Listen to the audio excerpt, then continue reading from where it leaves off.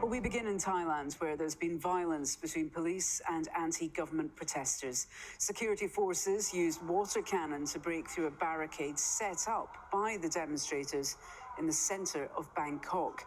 Thousands have been defying a ban on gatherings for a second night.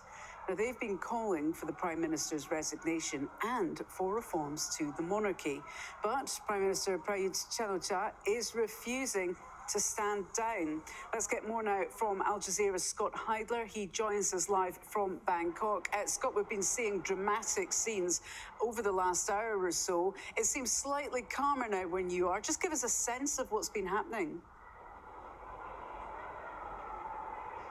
Sure, Holly. Yes, it's definitely calmer now, and we have just heard from the protest organizers that it is officially, the protest for this evening is officially off. And what we're seeing right now is the mop-up operation by the police here in central Bangkok. You know, as you mentioned, there was that major confrontation at a barrier that the protesters, makeshift barrier the protesters had used, even using police barricades. That's where we saw the water cannon used. There was a secondary barrier built by the protesters just here. Again, they used water cannon, but there were barely any protesters on the other side, so they broke through that. What's interesting now, what we're seeing a little bit of, is this is definitely the mop-up operation right now, is that some of the protesters have blended into the side streets. So there's a little bit of a cleanup, small operation, riot police going into the side streets to clear people out. We've seen a couple of detentions, mass arrests or anything like that, but the protest organizers saying that it is officially over for the evening. What we can also say definitively, and that is that the gloves have come off. Prayut Chan-o-cha has made the decision to go hard against the protesters. They have not done that until this evening. And what we're hearing from officials, too, is that they're going to use, as they said, and this came just after we saw that first main confrontation, they'll use all means at their disposal. And we saw what that means. That means riot police, and that means water cannon.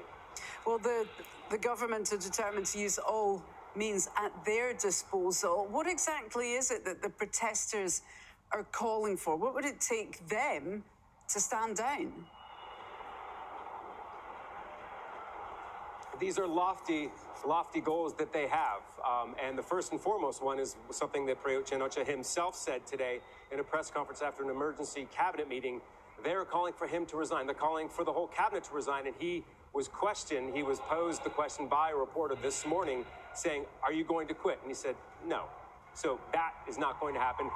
You know, when you look at what the protesters are fighting for, what they're calling for, the resignation of the cabinet.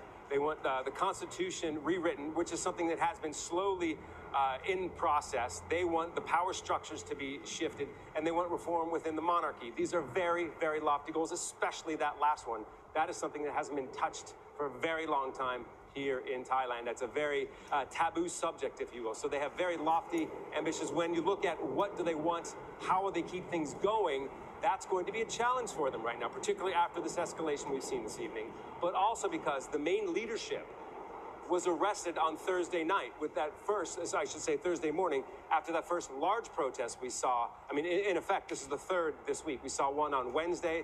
They marched peacefully from Democracy Monument to Government House. This emergency decree was put in place. That's was the first cleanup operation, and that's when the leadership was arrested. So it'll be interesting to see how they continue to move forward after tonight.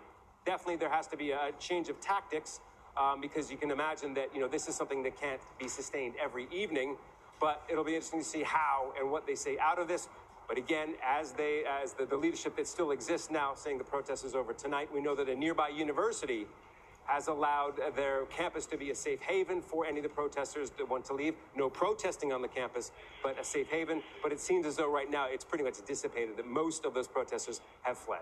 Well, it's dissipated from the area where you are, Scott. We're showing our viewers live pictures from other parts of the city where water cannon are still being deployed.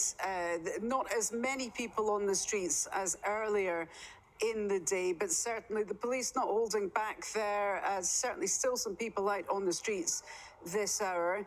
Certainly a conflict that's not going to be resolved overnight, but that's the view initially from Bangkok. Scott Heidler, thank you very much indeed for bringing us the latest